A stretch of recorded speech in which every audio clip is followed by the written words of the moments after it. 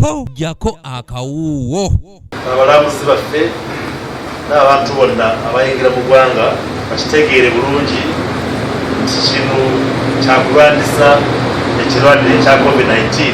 Mu kaweefube w'okulwanyisa n'okwetangira ekirwadde COVID-19 obutaddamu kwerigisiza mu ggwanga lyattu nga liyingira omutendera ogwokusatu, gavumenti etandise enteekateeka yaayo ey'okukebera buli muntu ayingira eggwanga ku kisaawe ky'Ennyonyi Entebbe ssaako ne ku nsalo zonna eziyingira Uganda okuva mu mawanga amalala. Abantu bonna abayingira mu ggwanga bakebera COVID-19 tutandikidde ku kisaawa eky'Ennyonyi eky'Entebbe, naye tugenda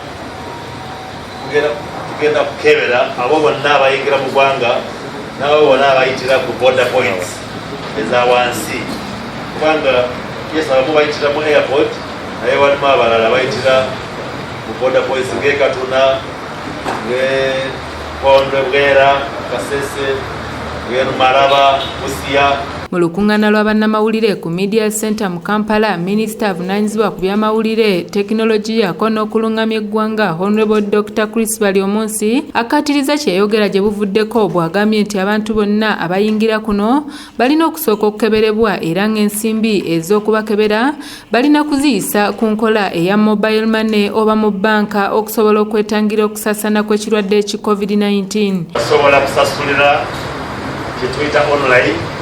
Ubwo cyali America oli Europe ngoja mu Uganda osobola kukozesa kalimagezi n'osasula sente. Oba oyiga kutuwa ku airport n'okozesa kaadi tuyita credit card oba debit card ne bagiyisa mu kyoma n'osasula. Osobola kukozesa mobile money kutuuka ku airport bajja kukuwa enamba esente oziteeka ku mobile money. Tusuubira abantu batono bagenda kuba basasula cash. Dr. Baryomunsi agambye nti abantu abayingira Uganda tebalina kuba na kutya olw'ensonga nti gavumenti etaddewo ebyuma bikalimagezi ebisobola okukebera abantu ate mu bwangu ddala era nga wano wasinzidde n'asaba abalambuzi obutata kujja kuno wadde enkola eno olw'ensonga nti egendereddwamu kutaasa bulamu. Kiyinza kuleeta ebizibu kutwala ezimu ku by'obulambuzi naye ekikulu bwe bulamu. Omuntu bw'aba alina ekirwadde n'afa asobola n'okulambula, n'obw'oba alina sente bw'oba ofudde n'essente tezirina mugaso. Kubanga tutaddeko entegeka lwaliwo ebyoma ebimala n'obw'oba nti ennyonyi erina abantu nga 3 oba nnyonyi 2 zituuse ku Entebbe tusobola kubakebera ne batwala ssaawa ng'emu oba mu kitundu okuyita mu airport ne bagenda.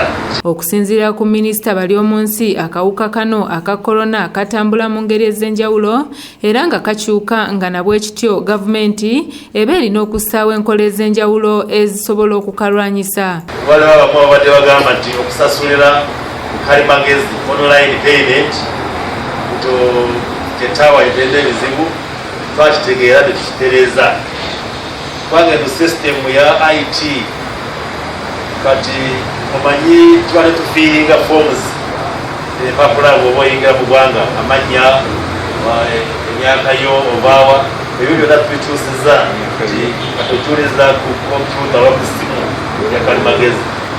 So obuzibu obaddemu nga tubutereeza ekikyali kizibu. So osobola kusasulira olwekyezitalengana osasulira ku ssimu.